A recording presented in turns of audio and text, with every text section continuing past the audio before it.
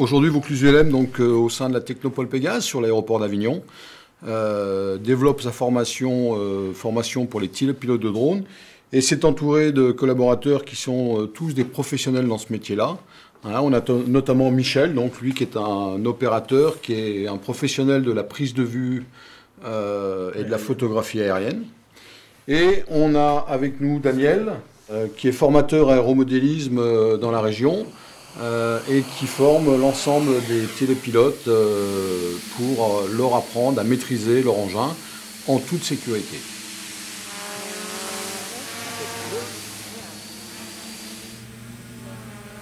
Donc là, si j'en vois à gauche, mais regarde mes manches, comment ils se travaillent. C'est très très peu, tu vois, tout en douceur. Dans le mot télépilote, vous avez le mot pilote. Et un pilote, que ce soit un pilote de drone, un pilote d'ULM, un pilote d'avion, un pilote d'hélicoptère ou un pilote de ligne ou de chasse, doit toujours penser à la sécurité. C'est le mot maître de notre métier.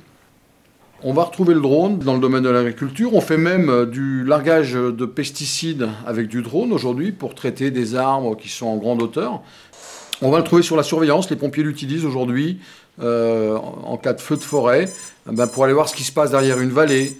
Il commence à être utilisé en montagne également pour faire du déclenchement d'avalanche.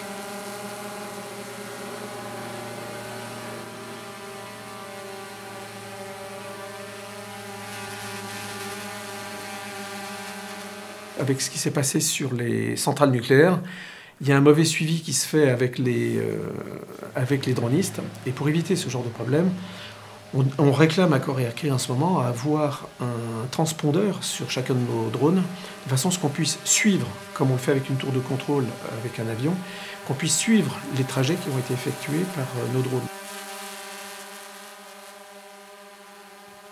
Alors, ce modèle-là, qui s'appelle le Phantom 2, permet de tourner à partir d'une GoPro qui se trouve en dessous, qui est avec une nacelle de stabilisation qu'on va pouvoir lancer. Il suffit de brancher donc le drone en lui-même. C'est-à-dire que je le lance là.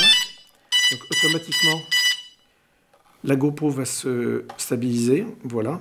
Ça veut dire que quand je filme, quelle que soit la position du drone, la caméra reste parfaitement horizontale et droite, ce qui fait que l'image que vous voyez en face reste complètement stabilisée.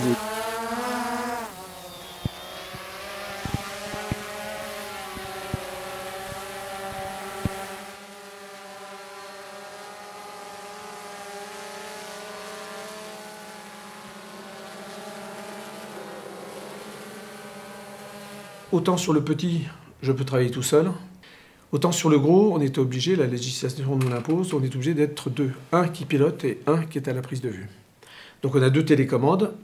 Je me mets moi en général la gestion donc, du pilotage et j'ai mon assistant qui est à la prise de vue.